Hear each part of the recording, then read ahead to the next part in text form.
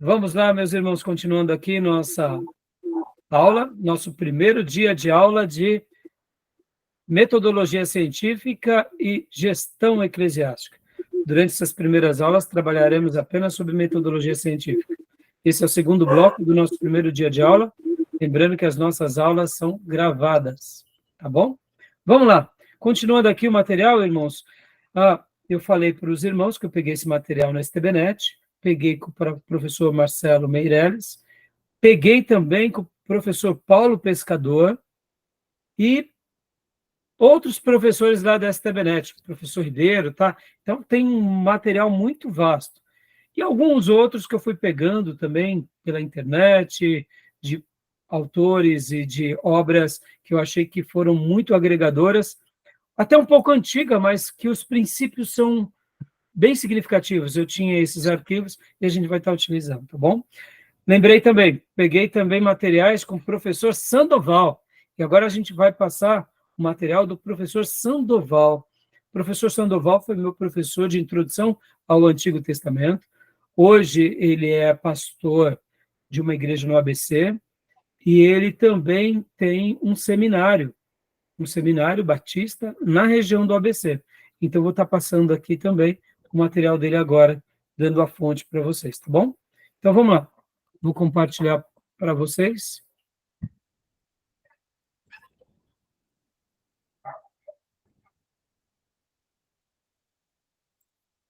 Júnior, leia para nós a metodologia científica do professor pastor Sandoval R. de Oliveira.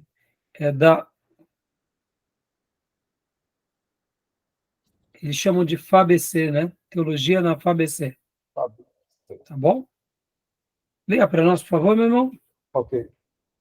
Metodologia científica busca desenvolver no acadêmico a capacidade de observar, selecionar e organizar cientificamente os fatos da realidade, buscando criar e estimular o espírito crítico, observador e organizador no aluno.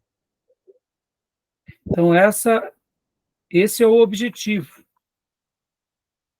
Continua para nós, por favor, Júnior. O dicionário define o verbete metodologia como o conjunto de técnicas e processos utilizados para ultrapassar a subjetividade do autor e atingir a obra literária. A subjetividade. Eu gosto muito dessa ideia. Deixa eu ensinar uma coisa aqui para vocês que eu acho que isso vai ser fundamental. Não apenas leiam algo. Leiam e tentem dialogar com o autor. Ou tentem perceber coisas além do texto. Podem ver que nós, geralmente, fomos, eu diria, treinados a ler, ou aprendemos que quem lê muito é inteligente. Mas, de fato, eu diria que não basta ler muito. Você tem que saber ler. Tem um processo na leitura. Porque essa questão da subjetividade ela é muito interessante. A gente tem que passar. A gente tem que ir por aquilo que está subjacente. Ou seja, pensem que, muitas vezes, um escritor, um palestrante, quando ele fala algo, ele está dizendo algo não apenas como palavras ditas ao vento, mas diante de um conglomerado de informações que ele pretende chegar.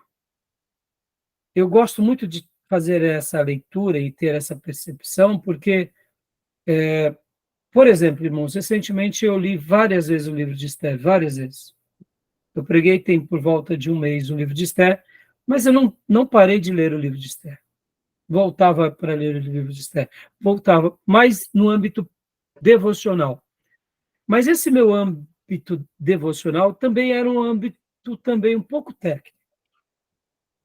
Eu ficava tentando perceber coisas que Deus estava nos dizendo ali no livro de Esther.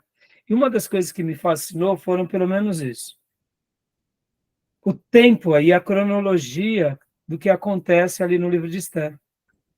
Eu achei fantástico isso. Porque o escritor do livro de Esther, ele vai falar do que acontece no terceiro ano de Xerxes. Aí depois ele vai mencionar a destituição de Vasti, a eleição pela indicação dos seus conselheiros a uma nova esposa, a seleção das virgens, e do terceiro ano de Xerxes até a nomeação de Esther, demoraram mais 4 anos. A gente só nota isso fazendo uma leitura e uma releitura. Por isso que eu gosto de sempre, ao ler um parágrafo, ao ler uma frase, um capítulo, ao reler, ficar tentando entender essas coisas subjacentes, o que tem a mais ali. Porque eu quero acreditar que toda obra-prima sempre tem algo um pouco a mais para nos ensinar. E a Bíblia é a obra-prima de Deus para nós, né? Então, o que acontece? Que Esther ela é nomeada princesa no 7º ano. Olha que interessante. E aquele episódio com Amã se dá no 12º ano. Olha a cronologia. Então, é uma cronologia que a história começa a ser registrada no 3º ano e que no 12º ano é o grande episódio onde Amã tenta destruição de todo o povo e vai até o final daquele ano, ou seja, é literalmente 10 anos de história naqueles capítulos. E isso a gente só percebe quando? Quando a gente tem essa percepção subjacente. Então, tentem fazer essas leituras em tudo, tentem fazer essas pesquisas em tudo, porque eu acredito que essa definição desse verbete, né, o conjunto de técnicas e processos utilizados para ultrapassar a subjetividade do autor e atingir a obra literária é muito interessante. E com a Bíblia, a gente pode fazer isso o tempo todo e nós seremos muito beneficiados. Agora, isso não é só com a Bíblia, é com a vida, né, irmãos? Deixa eu dar aqui um acréscimo também para vocês de uma expertise do mercado financeiro. Lá no pregão, quando eu era garoto, eu vi uma notícia, eu chegava para os operadores mais velhos e falava, você viu aquela notícia tal? Então vai acontecer isso. Aí muitas vezes os operadores experientes falavam, não, essa notícia aí é só cortina de fumaça. Tá brincando? Vai ver. E de fato era. Então o que eu quero dizer? Tentem fazer uma leitura das notícias na política, na economia, sempre crítica e sempre tentando fazer uma leitura onde tente ultrapassar a subjetividade. Porque é assim que a vida funciona, irmãos. Tem muitas coisas que acontecem, são técnicas, são momentos econômicos, são dados reais, mas os meios de comunicação, as empresas, elas nunca falam das suas mazelas. Então, é interessante que a gente tem que ter esse senso crítico bem aguçado o tempo todo, em cada momento, tá bom? Então, essa questão da subjetividade é algo que a gente precisa treinar. Pastor, e na igreja? Na igreja, irmãos, na igreja a gente acredita na Bíblia. E aí, onde entra a subjetividade? Entra na análise das pessoas. Aí, sim, as pessoas são falhas, as pessoas erram, as pessoas, a gente não pode esperar aquilo que a gente aguarda em Deus nas pessoas. Não deixa de ser uma leitura também, olhando o lado da subjetividade, tá bom? Mas é óbvio, né, irmãos? Que na igreja a igreja tem uma origem diferente. A gente não vai na igreja desconfiando de todo mundo. A gente não vai na igreja acreditando que o pastor vai ser um picareta, vai ser um falso profeta, que os irmãos serão hipócritas. A gente vai crendo que ali são pessoas querendo buscar a Deus de todo o coração, e a gente pressupõe que são pessoas verdadeiras, mas é importante a gente sempre ter um pezinho atrás, sempre ter um lobo, sempre ter um falso profeta, sempre tem alguém querendo tomar proveito, que nem agora é um ano de eleições. Lembra que eu falei para vocês que ano de eleições, a pastorada começa a se reunir? Acabei de ter mais convites esses dias aí, para uma reunião. Você acha que os pastores agora estão preocupados em reuniões pastorais? Estão preocupados em eleger esses candidatos. Passadas as eleições, diminui as reuniões. É assim que funciona. A gente tem que ter essa crítica. A gente não pode esperar das pessoas aquilo que a gente aguarda em Deus. E não pode esperar em Deus aquilo que as pessoas fazem. Deus é Deus, as pessoas são as pessoas. Bom? Vamos lá. Continuando aqui, né? E também, pode ler, Júnior, por favor? Também a arte de dirigir o espírito na investigação da verdade. Isso é importante demais. A gente não pode. O que é verdade, irmãos? E aqui nós, como crentes, a gente não pode ser leviano nisso. Principalmente nós que somos mais voltados ao movimento avivado, pentecostal, a gente tem que ser frio nessa questão. Não é, não é. Ah, não, eu creio que é. É zebra, mas eu creio que é cavalo. Não, meu irmão, é zebra. O dia que Deus fizer com que a zebra vire cavalo, ele tem o poder. Agora que você tem diante de você uma zebra, filho, aceita. Né? Que ele já disse. Aceita que Relativizar dói a menos, né, verdade. Júnior? Hã? Hoje querem relativizar a verdade. Exato. E eu digo, aceita que dói mesmo. Não é entrega a uma derrota. Não, não, mas tem hora que nós temos dificuldade, né? Então a gente tem que ter essa investigação à verdade como algo. E nós sabemos que a Bíblia é a verdade de Deus. Agora, é óbvio que para a gente ler a Bíblia, os padrões da Bíblia e do estudo na Bíblia são diferentes dos padrões acadêmicos seculares, porque é um livro de fé. Então a gente lê a Bíblia na perspectiva da fé. E a gente vai investigar a verdade na perspectiva do Deus que se revela por nós por meio das Escrituras. Né? Então, continuando aqui. Júnior, por favor. Falando só sobre esse assunto aí, eu acho que vale a pena eu fazer um acréscimo. Minha esposa estava contando, vocês viram, né? Acho que estava na internet. O rapaz foi lá passar numa médica e a médica falou para ele que ele estava grávido. Estava grávido. Ele, não, minha senhora, estou grávido. Homem não pode ficar grávido. E ela fez objeção, não, mas você está grávido. Na sua transição, não sei o quê. Eu acho que ele era, né, homem, mas a questão da transição. Mas a sua transição, não sei o quê, não sei o quê. Você que era lá, o nome dele lá. Então, você está grávido. Pode ir lá para o outro médico e passar. Ele falou, não, senhora, eu sou homem. Homem não engravida. Não tem como. Não importa, ainda que haja transição. Homem não engravida. E a mulher insistia. Você está grávida. Passa em outro médico. Eu não vou passar em outro médico porque eu tenho a certeza biológica que eu não estou grávida. Sobre esse assunto que você falou aí. Como que é a verdade? É verdade. Não vai mudar. Sim, Não sim, adianta. sim. Você pode ver, né, Júnior, nós, principalmente depois do movimento pentecostal, tivemos muita dificuldade de admitir certas coisas. Um crente não é curado? Não, não. Falta de fé. Mas não foi curado. Ele tem fé. Querer na soberania de Deus. Qual o problema?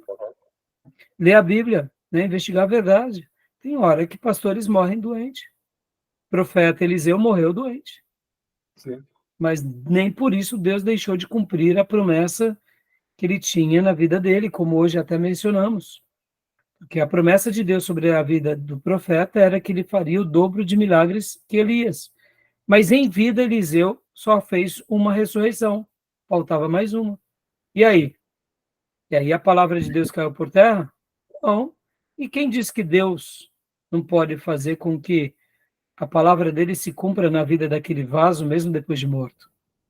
Porque aquele episódio daquele homem que tinha morrido e jogaram às pressas no túmulo de Eliseu. E no momento que aquele defunto encosta no defunto profeta Eliseu, voltou à vida. Ou seja, a palavra de Deus se cumpriu. Deus não disse que faria o dobro de milagres somente enquanto ele estivesse vivo. Seria com ele, mesmo depois de morto. Olha aqui, meus irmãos, quanto livro, quanta obra-prima, tirado, claro, exceto a grande revelação de Deus, são obras-primas de homens de Deus que continuam abençoando depois de vivo, ou melhor, depois de morto. foram separados e ungidos por Deus. Quem disse que a nossa obra acaba quando a gente morre? Eu quero colher muitas frutas em vida, mas isso não compete a mim, isso compete ao Pai, não é? E se a grande colheita da minha vida vai ser depois da minha morte? Amém. Segundo a vontade de Deus. Por quê? Porque a gente foi separado, a unção não é nossa, é dele, nós só somos instrumentos. Eu ouvi uma frase linda, linda, linda, daquela moça que participou de um reality show, a Aimee Rocha, se não me engano, que ela falava assim, qual é a árvore que come o seu próprio fruto? A gente não come o seu próprio fruto. A gente só frutifica para os outros comerem.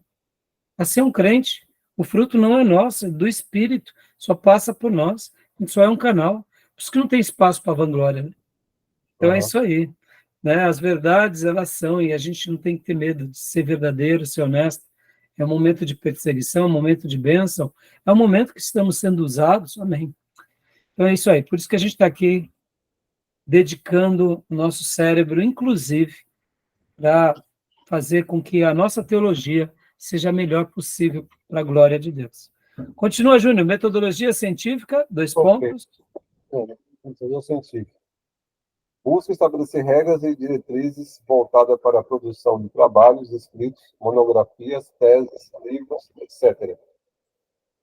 Bem como diretrizes para a pesquisa e para a investigação da verdade de uma forma objetiva, para conseguir o devido embasamento para estes trabalhos. Joia. Olha só, irmãos, agora deixa eu dar aqui uma dica bem importante para vocês. Podem ver que o velho livro não saiu de moda. Logo depois de toda a digitação que foi criada, se achava que a impressão ia ser quase zero, né? Que o livro digital ia ganhar um espaço. Não. Pelo contrário, hoje tem essas duas frentes. Existem certas coisas que nunca perdem a moda. E por que eu estou falando disso, né? Essa questão da busca de estabelecer diretrizes e regras voltadas para a produção de trabalhos escritos, monografia, você tem que procurar unir a tecnologia ao seu serviço, mas também descobrir o seu estilo e a sua maneira e a sua linguagem. Por quê? Porque, irmãos, muitas vezes o seu trabalho você começa no seu caderno, ou quem sabe no seu tablet. Hoje tem tablets que você escreve. Se você prefere já fazer a digitação, muito bem. Eu, particularmente, nesses últimos anos, tudo que eu, depois né, que eu pude ter acesso a computadores, tudo, eu sempre digitava tudo. Ou escrevia em rascunhos, e depois digitava. Mas eu hoje tenho usado muito mais caderno mesmo. Olha que interessante, porque para mim, a minha criatividade se potencializa no caderno. E depois, então, eu tento digitar. E aí eu digito e deixo arquivado. Então, eu tenho duas frentes. Tenho meus rascunhos e depois eu digito. Como eu faço a minha digitação? Geralmente eu faço na nuvem. Porque na nuvem eu pego em qualquer lugar.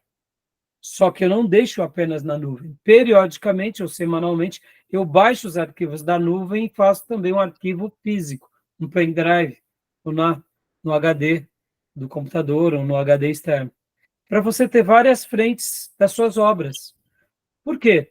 Porque tudo isso, uma hora, qual que é o ideal? Que a gente possa estar o quê? Imprimindo.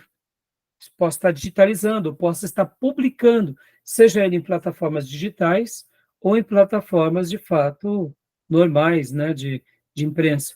Hoje existem existem maneiras de você, por exemplo, publicar a sua obra no Amazon, por exemplo, naquelas plataformas de livro da Amazon, em que você publica a sua obra digitalmente e quem quiser o livro impresso faz o pedido e é liberado. Ou seja, é uma ferramenta muito boa.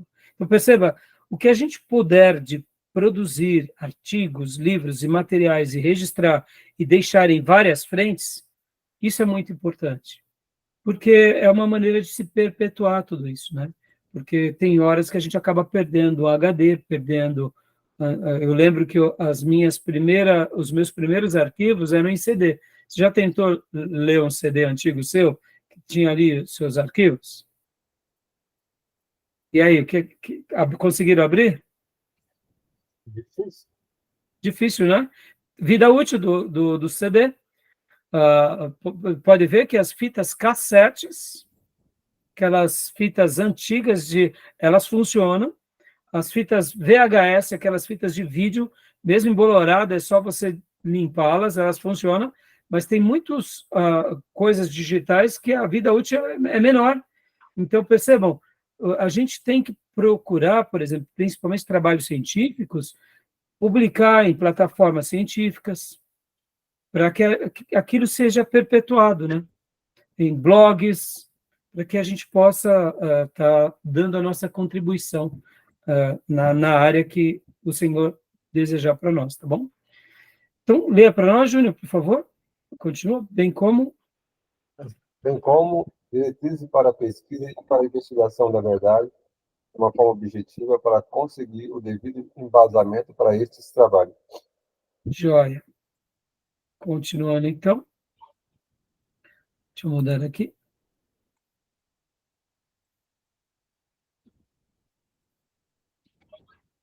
Pode ler, por favor. Objetivo específico da metodologia científica.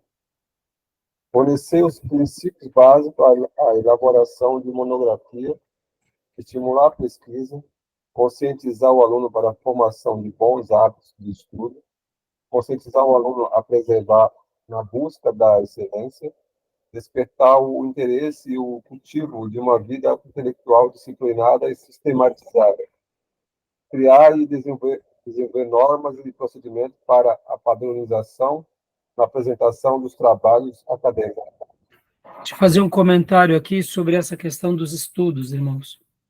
Hoje, essas ferramentas de audiobook também são muito boas, irmãos. Existem pessoas que aprendem mais lendo, outras ouvindo, outras vendo. Descubra a sua linguagem e mergulhe nela. Mas tenha, sim, esses hábitos. Crie. E podem ver, irmãos, depois que a gente aprende a estudar, a gente não para nunca mais. Pode ser o tema que for. Até as coisas de hobby. Não é assim? Porque aprender é uma coisa prazerosa. Necessidade da metodologia, aqui um desenho, né? Seguindo aqui um critério de método, etc. Então, um carro, pode ver, né? Até mesmo nas coisas mais antigas da vida, quando você está num barco, cada um rema de um lado, né? Aí num curso só, né? Senão acaba dando voltas, né, Júnior? Para Pode ler para nós, Júnior, por favor? necessidade de mudanças. Todo progresso implica em mudança. Porém, nem toda mudança implica em progresso. O processo de transmissão e acumulação de conhecimento é a mola propulsora da ciência e do progresso. A transmissão desse conhecimento precisa tornar-se cada vez mais eficiente. A invenção da escrita, a invenção da escrita, a invenção da caneta, do computador. A transmissão do conhecimento precisa ser ainda mais dinamizada, devido ao aumento do volume de informações geradas. Hoje em dia, em pleno século XXI, é impossível exagerar a quantidade de publicações que são produzidas. Sim, se torna uma coisa muito difícil a gente saber a quantidade, né? Deixa eu falar uma coisa aqui para vocês sobre essa questão, né, Pode ver que ele coloca aqui invenção da escrita, invenção da caneta e do computador. Um dos reitores da Universidade de Coimbra, Novoa, se não me falha a memória, o nome dele era, primeiro nome, eu acho que Antônio Novoa, ele disse que a pedagogia ela teve 3 grandes momentos na história mundial. A primeira foi quando o homem, de fato, conhece a escrita. Pense nessa civilização e pense no poder que foi aquela civilização que começou, então, a fazer ali as placas cuneiformes, né? E ali registrar o conhecimento e armazenar o conhecimento, depois alfabetizar novas gerações e passar aquele conhecimento. Porque foi uma grande evolução na história da humanidade a escrita. Segundo o Novoa, mudou tudo. Um país ou império que tinha o conhecimento da escrita, que era alfabetizado dos outros, estava ano-luz na frente. A segunda grande evolução na pedagogia se dá com a descoberta da imprensa, com Gutenberg, no século XV. No século XV, quando Gutenberg consegue fazer com que agora todo esse processo de escrita, que foi evoluindo, de plaquetas, de heliogrifos, placas cuneiformes, de papiros, de pergaminhos, e vários outros maneiras, né, rolos, cilindros, cerâmicas, e quando chega-se para as descobertas mais recentes, que é o papiro, já deu um pulo muito grande. Mesmo os códex, como nós aprendemos nas aulas passadas, que eram livros, que eram pergaminhos, quase que em formato de livros, encadernados, ou seja, olha o trabalho que se tinha, mas com Gutenberg, no século XV, quando se pôde fazer a imprensa e divulgar aquele livro, agora não mais um exemplar, depois de um período longo em que um copista fazia um exemplar por vez, ou alguns copistas, mas uma quantidade muito absurda, foi uma grande revolução. E por isso que também dizem que a Reforma Protestante teve essa projeção imensa, porque logo na sequência da descoberta de Gutenberg veio Lutero, e Lutero imprime a Bíblia na língua alemã e divulga para todas as pessoas. Há quem diga que se não tivesse essa tecnologia, que é a tecnologia com Gutenberg, a reforma poderia ter acontecido, mas talvez não teria essa projeção tão rápida em vários países.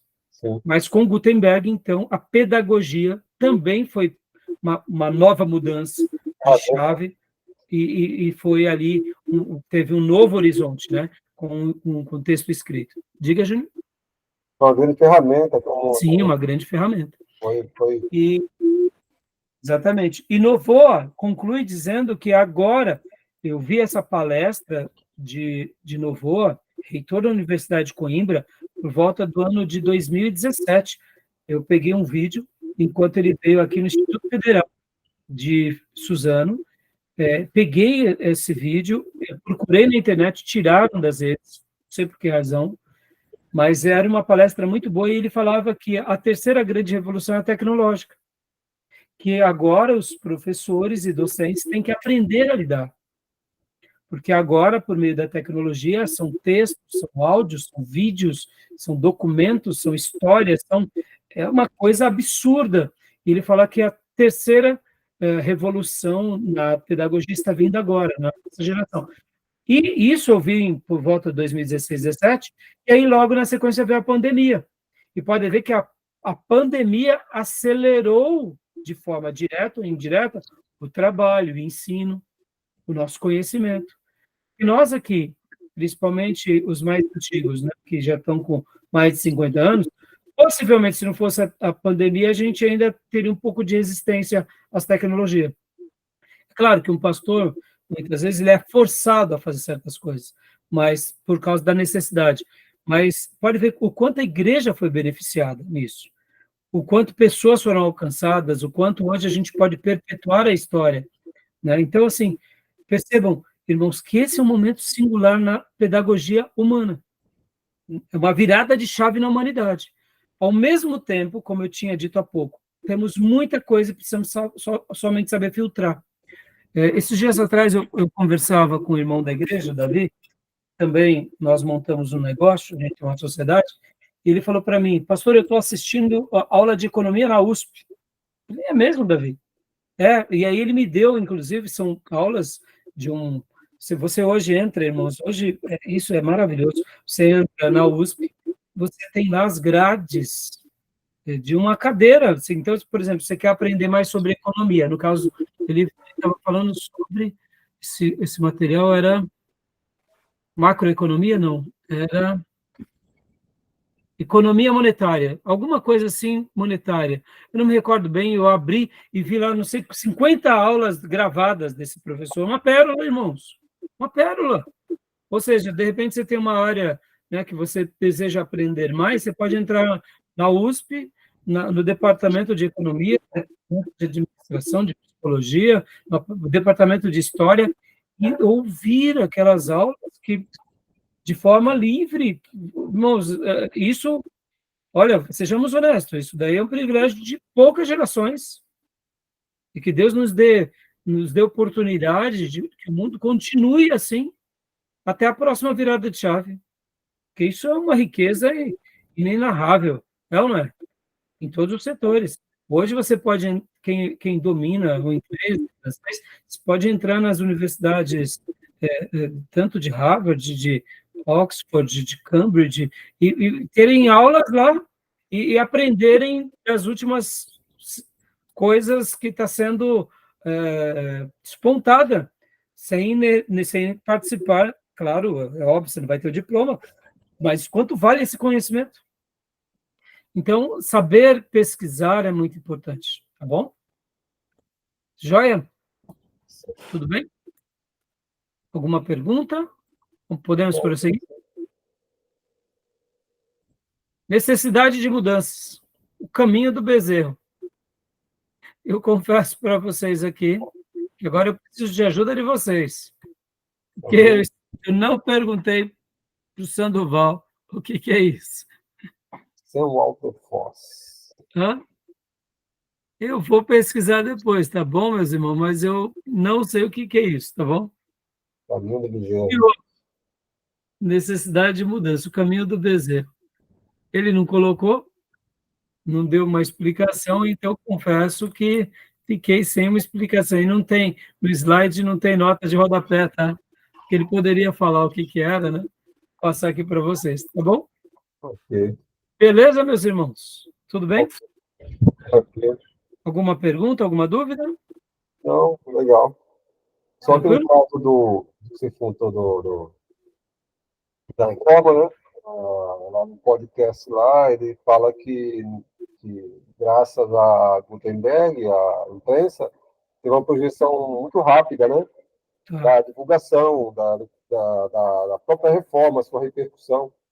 E isso repercutiu em muitos lugares.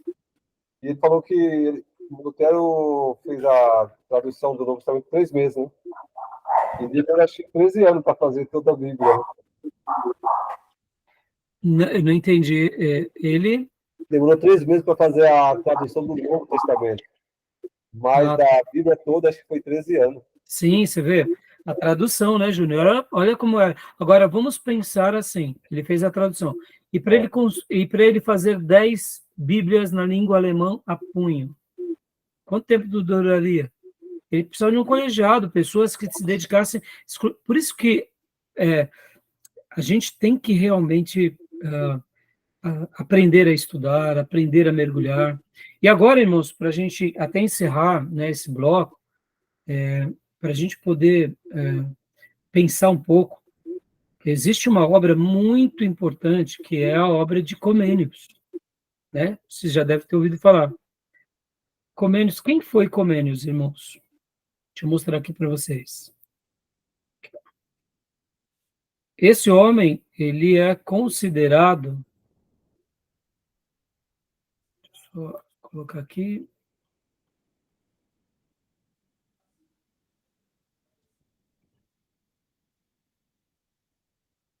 não estou conseguindo pôr, eu vou pôr assim mesmo, a exibição.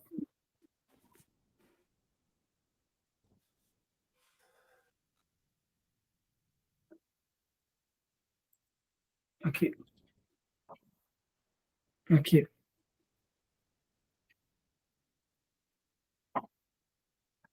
Exibição. Quem foi Comênios? Quem já ouviu falar dele? Como que é? Comênios. Não ouvi, não, pastor. Não, então eu O vou... nome dele, né? Quando nós formos estudar educação cristã, isso. Vou pôr assim mesmo, estou tentando pôr aqui, tendo um pouco de dificuldade, mas vai ficar assim mesmo. Comênios, ele é considerado o grande pedagogo da história. É como se fosse o pai da pedagogia. Deixa eu compartilhar. Essa é a foto dele. Didática Magna, de Comênios. Ele era um pastor. Vocês têm que lembrar que depois da Reforma Protestante, muitas obras começaram a serem feitas, né? Então, Comênios, de fato, irmãos, vou dar uma citação bem rápida de quem ele é.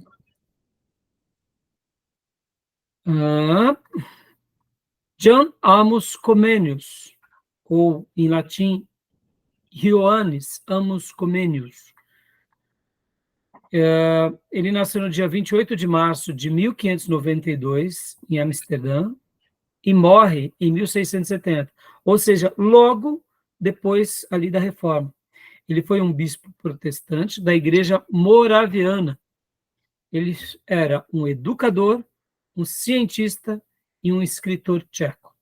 Como pedagogo, é considerado o fundador da didática moderna. Tá bom? Então, Comênios, ele é uma lenda. Assim como Freud, para a psicanálise, assim como, por exemplo, Einstein. né, Einstein, Comênios é essa pessoa também que é célebre na pedagogia e na didática, né? Então, ele é muito lido. E a obra dele, irmãos, é uma obra, porque o que acontece? O que a Reforma Protestante tinha comumente? A Reforma Protestante falava o seguinte: bom, se nós queremos com que as pessoas conheçam a Deus, e Deus deixou um livro, logo, essas pessoas precisam ser alfabetizadas.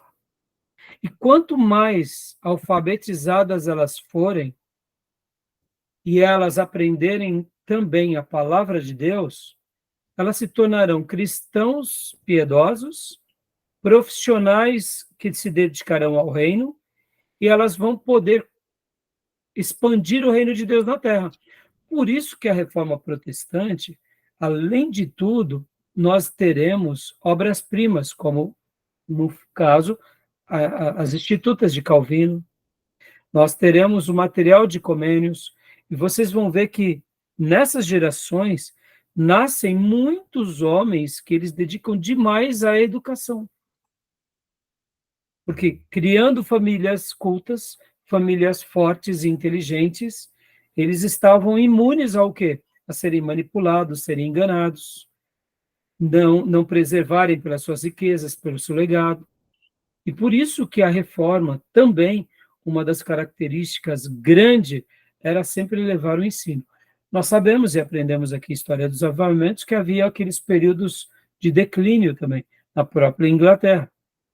Podem ver que John Wesley, quando começa a ter fogo naquela igreja que estava ali vivendo seu período de morbidão ou mornidão, os dois casos é bem aplicado, né? A igreja estava morna e mórbida, né? Mórbido, enfermo, e mornidão é de ser morno. Então, Wesley, quando ele começa a pregar, e mesmo ele não sendo bem visto entre os seus, ele vai para as praças, uma das obras que Wesley e os demais ministros leigos dele fazem era o quê? Era criar o quê? Das igrejas, escolas. É dali onde surgem também muitos seminários, muitas escolas, muitos centros acadêmicos, muitas instituições de teologia, muitos grupos de aperfeiçoamento de trabalho. Por quê? Porque havia um lema em John Wesley também, que uma sociedade só muda com essas duas educações, a educação de Deus e a educação dos homens. Porque, de fato, irmãos, não é que o Wesley estava colocando a educação de Deus no mesmo patamar da educação dos homens, mas ele falava assim, se o homem ele realmente se converte, ele aprende a temer a Deus, logo ele vai ter ali a palavra de Deus como o seu livro de cabeceira, como o seu livro de fé e prática. Mas para que ele potencialize essa vida na sociedade, ele precisa ser educado, ele precisa ser instruído, ele precisa saber pensar em como aplicar essa fé nos seus dias. Então, Wesley, ele acreditava muito nisso, por isso que ele deixa muitas obras. É interessante, né, irmãos? Por isso que a gente precisa ter uma igreja escola, uma igreja inteligente, uma igreja que pensa. E por isso que metodologia do trabalho científico é ajudar, fazer com que os irmãos também aprendam a ter ferramentas nesse quesito, tá bom? Então, fiz uma citação de Comênios, nós não vamos estar trabalhando sobre Comênios, mas fica aqui uma dica. Comênios, ele é um fundador da didática moderna. Ele é uma grande voz na pedagogia moderna. Mas ele não tinha métodos científicos contemporâneos, porque isso é novo, mas ele era um cientista naqueles dias. Então, se você depois quiser saber mais sobre como ele era profundo, como ele aplicava, eu vou até replicar aqui para vocês rapidamente, só um pouco da obra dele, para vocês verem o índice da obra dele, só para vocês terem uma noção. Só para vocês terem uma noção de como que era o catálogo daquilo que ele acreditava como texto, né? A obra dele tem várias páginas para começar, para ir para a introdução. Deixa eu ver aqui. Eu quero mostrar para vocês como ele pensava. E ele alinhava a fé. Deixa eu só abrir aqui, só um minutinho. Por aqui para vocês.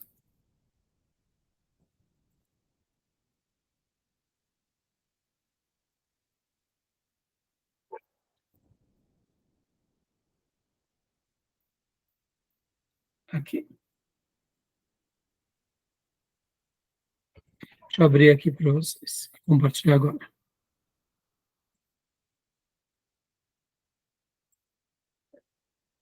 Olha que interessante. Olha os índices de cometa.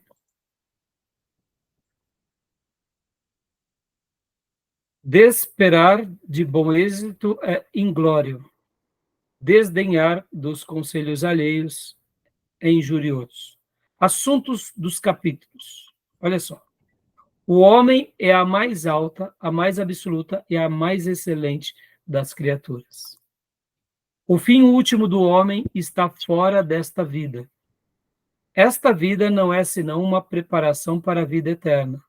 Os graus da preparação para a eternidade são 3: conhecer-nos a nós mesmos e conosco todas as coisas, governar-nos e dirigir-nos para Deus. As sementes destas 3 coisas, da instrução, da moral e da religião, são postas dentro de nós pela natureza. O homem tem necessidade de ser formado para que se torne homem. A formação do homem faz-se com muita facilidade na primeira idade e chega a dizer que não pode fazer-se senão nessa idade. É necessário, ao mesmo tempo, formar a juventude e abrir escolas. Toda a juventude de ambos os sexos devem ser enviada às escolas. Olha aqui, pode ver que ele não é lacrador, como dizem, né, alguns aí, que gosta de pegar, falar sobre que a religião é lacradora. Não, nunca foi repressora. A religião, principalmente depois da reforma protestante, é para ambos os sexos. Nunca teve... É machista, não sei o que, essa besteirada toda. Basta a gente conhecer a história, irmãos. Olha como é lindo o índice de Comênios. Deixa eu dizer, irmãos, numa faculdade de pedagogia, quando está ensinando sobre Comênios, é a obra de Comênios. Ou seja, estão sendo evangelizados, quase 500 anos depois. Coisa linda, não? Uhum. Coisa linda. Porque não tem como você não valorizar Comênios sem ler os textos dele. Quem vai se esbarrar com Comênios começa a ser evangelizado. porque ele acreditava que por meio de Deus e da fé e da Bíblia Sagrada, esse homem poderia ser educado. E aí ele faz essa obra linda. Continuando aqui, vamos lá. Onde estou?